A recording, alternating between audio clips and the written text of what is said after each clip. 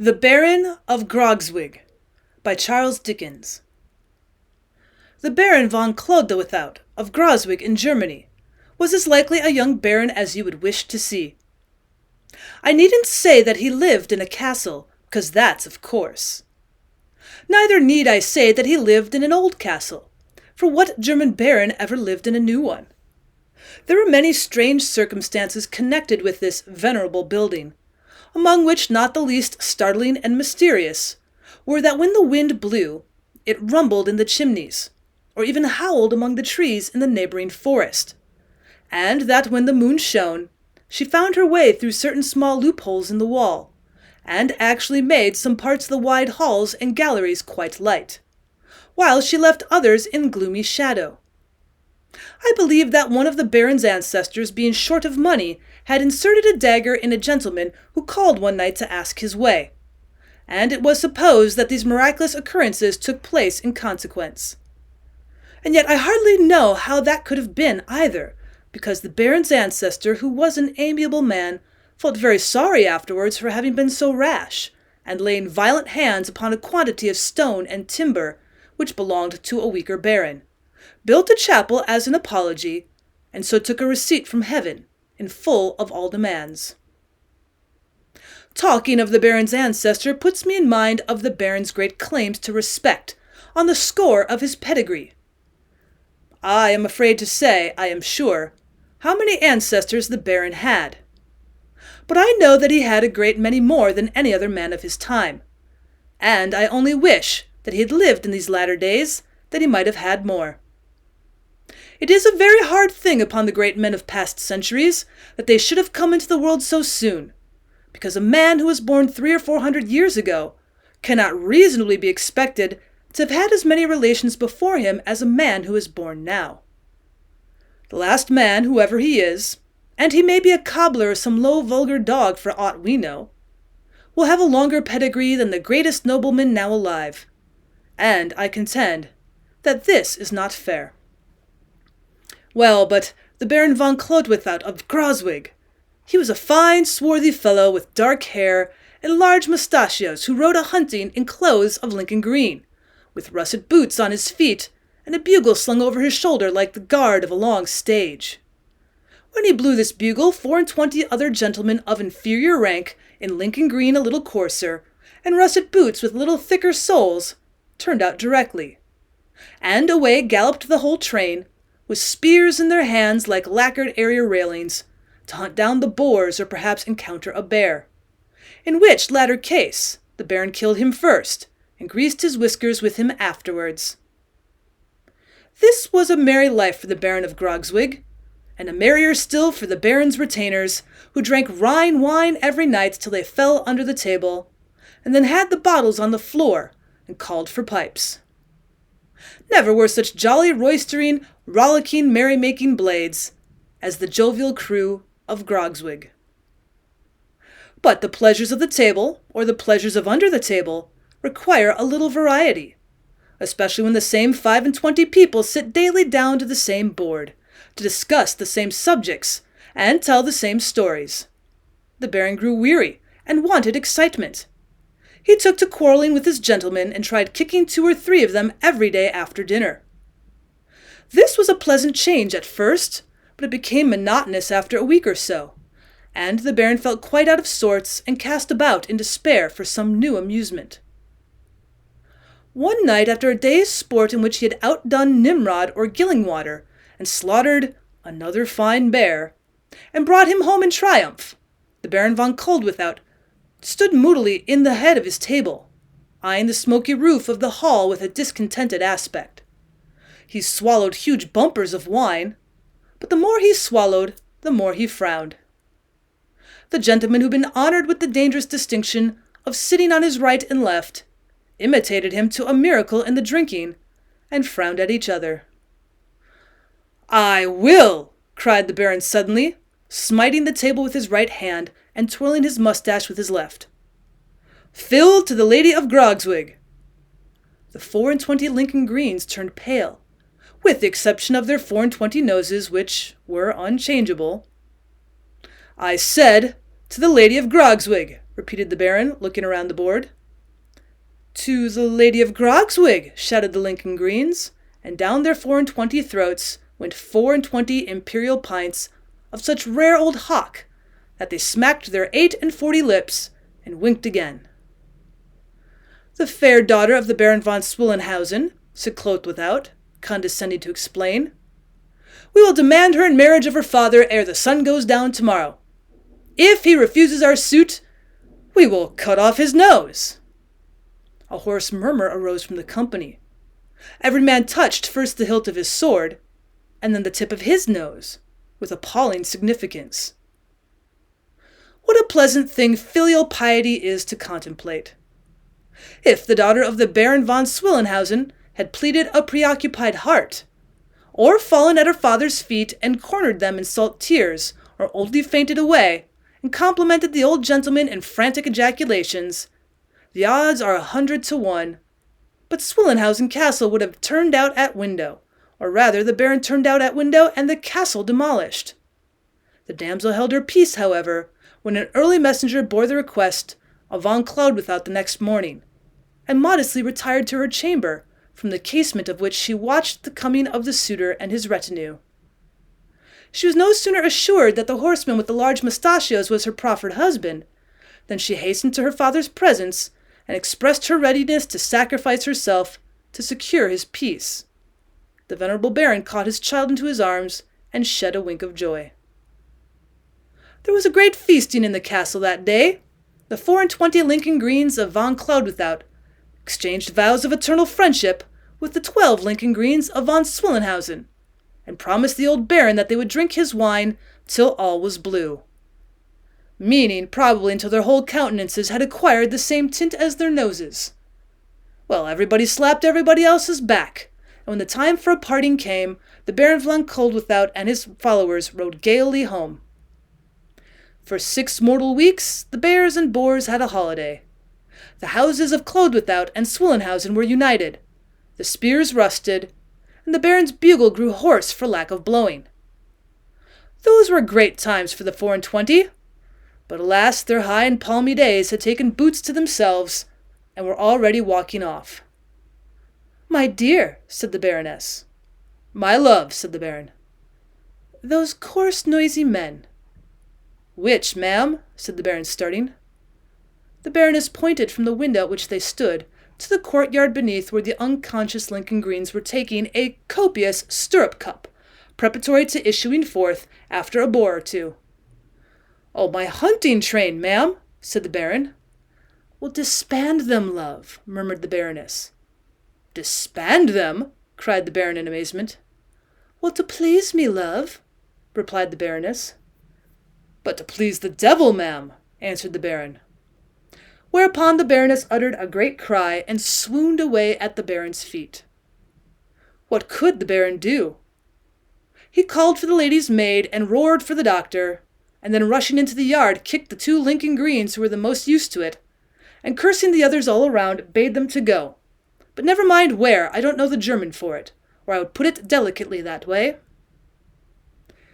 It is not for me to say by what means or by what degrees some wives manage to keep down some husbands as they do, although I may have my private opinion on the subject, and may think that no member of Parliament ought to be married, inasmuch as 3 married members out of every 4 must vote according to their wives' consciences, if there be such things, and not according to their own.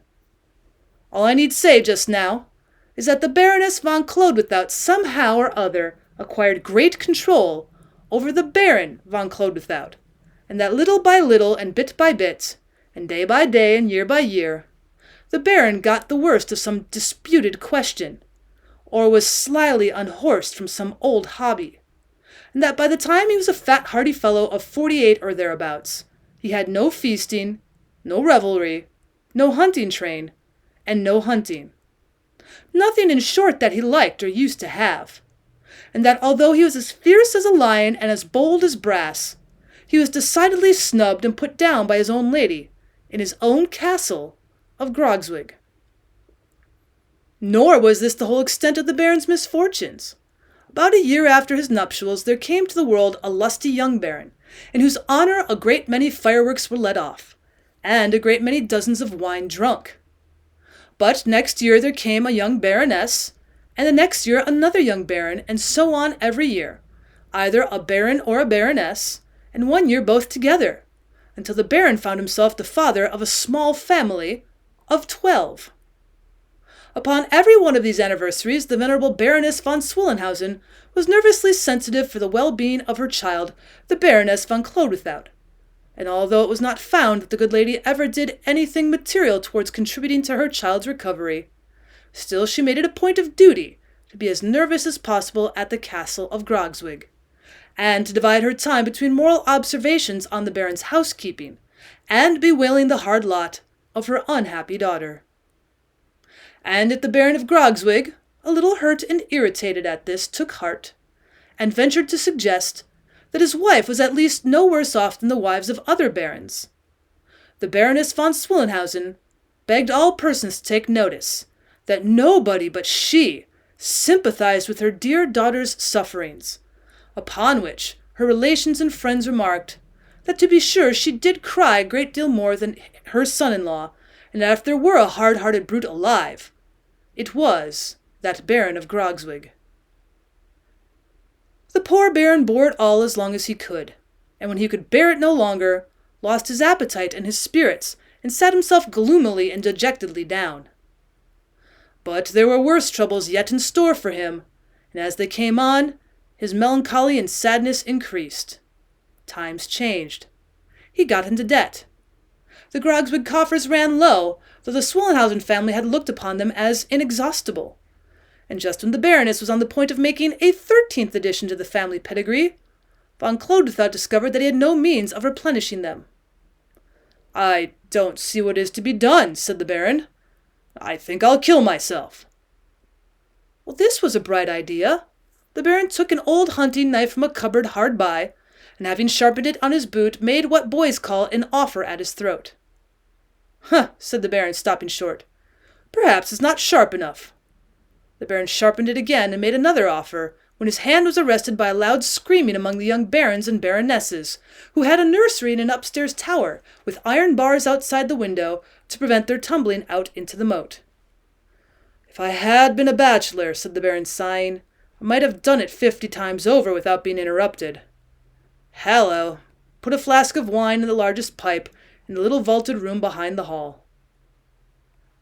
One of the domestics, in a very kind manner, executed the Baron's order in the course of a half an hour or so, and von Clodwithout, being apprised thereof, strode to the vaulted room, the walls of which, being of dark shining wood, gleamed in the light of the blazing logs which were piled upon the hearth. The bottle and pipe were ready, and, upon the whole, the place looked very comfortable. "Leave the lamp," said the Baron. "Anything else, my lord?" inquired the domestic. "The room," replied the Baron. The domestic obeyed, and the Baron locked the door. "I'll smoke a last pipe," said the Baron, "and then I'll be off." So, putting the knife upon the table till he wanted it, and tossing off a goodly measure of wine, the Lord of Grogzwig threw himself back in his chair, stretched his legs out before the fire, and puffed away. He thought about a great many things, about his present troubles and the past days of bachelorship, and about the Lincoln Greens long since disappeared up and down the country, no one knew whither, with the exception of 2 who had been unfortunately beheaded, and 4 who had killed themselves with drinking. His mind was running upon bears and boars, when in the process of draining his glass to the bottom, he raised his eyes, and saw for the first time, and with unbounded astonishment, that he was not alone. No, he was not, for on the opposite side of the fire there sat with folded arms a wrinkled, hideous figure, with deeply sunk and bloodshot eyes, and an immensely long, cadaverous face, shadowed by jagged and matted locks of coarse black hair. He wore a kind of tunic of a dull bluish color, which the Baron observed, on regarding it attentively, was clasped or ornamented down the front with coffin handles.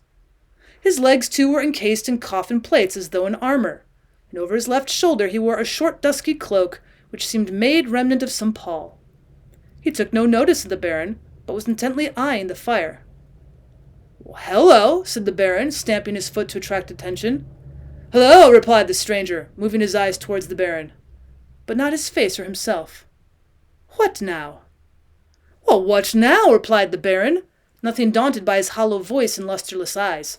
"I should ask that question. How did you get here?" "Through the door," replied the figure. "What are you?" says the Baron. "A man," replied the figure. "I don't believe it," says the Baron. "Disbelieve it, then," says the figure. "I will," rejoined the Baron. The figure looked at the bold Baron of Grogzwig for some time, and then said familiarly, "There's no coming over you, I see. I'm not a man." "Well, what are you, then?" asked the Baron. "A genius," replied the figure. "You don't look much like one," returned the Baron scornfully. "Well, I'm the genius of despair and suicide," said the apparition. "Now you know me." With these words, the apparition turned towards the Baron as if composing himself for a talk, and what was very remarkable was that he threw his cloak aside, and displaying a stake which was run through the center of his body, pulled it out with a jerk, and laid it on the table as composedly as had it been a walking stick. "Now," said the figure, glancing at the hunting knife, "are you ready for me?" "Not quite," rejoined the Baron. "I must finish this pipe first." "Look sharp, then," said the figure. "You seem in a hurry," said the Baron. "Why, yes, I am," answered the figure. "They're doing a pretty brisk business in my way over in England and France just now, and my time is a good deal taken up." "Do you drink?" said the Baron, touching the bottle with the bowl of his pipe. "9 times out of 10, and then very hard," rejoined the figure dryly. "Never in moderation?" asked the Baron. "Never," replied the figure with a shudder. "That breeds cheerfulness." The Baron took another look at his new friend, whom he thought an uncommonly queer customer, and at length inquired whether he took any active part in such little proceedings as that which he had in contemplation. "No," replied the figure evasively, "but I'm always present." "Just to see fair, I suppose?" said the Baron. "Just that," replied the figure, playing with the stake and examining the ferrule. "Well, be as quick as you can, will you? For there's a young gentleman who is afflicted with too much money and leisure wanting me now, I find." "Going to kill himself because he has too much money!" exclaimed the Baron, quite tickled. "Ha! That's a good one!" This was the first time the Baron had laughed for many a long day. "I say," expostulated the figure, looking very much scared, "don't do that again." "Why not?" demanded the Baron. "Because it gives me pain all over," replied the figure. "Sigh as much as you please, that does me good." Well, the Baron sighed mechanically at the mention of the word. The figure, brightening up again, handed him the hunting knife with the most winning politeness. "It's not a bad idea, though," said the Baron, feeling the edge of the weapon. "A man killing himself because he has too much money." "Huh," said the apparition petulantly. "No better than a man's killing himself because he has none or little." Whether the genius unintentionally committed himself in saying this, or whether he thought the Baron's mind was so thoroughly made up that it didn't matter what he said, I have no means of knowing. I only know that the Baron stopped his hand all of a sudden, opened his eyes wide, and looked as if quite a new light had come upon him for the first time. "Why, certainly," said Von Claude without. "Nothing is too bad to be retrieved." "Except empty coffers," cried the genius. "Well, but they may one day be filled again," said the Baron. "Scolding wives?" snarled the genius. "Oh, they be made quiet," said the Baron. 13 children, shouted the genius. "Can't go all wrong, surely," said the Baron. The genius was evidently growing very savage with the Baron for holding these opinions all at once, but he tried to laugh it off, and said he would let him know when he had left off joking. He should feel obliged to him. "But I'm not joking. I was never farther from it," remonstrated the Baron.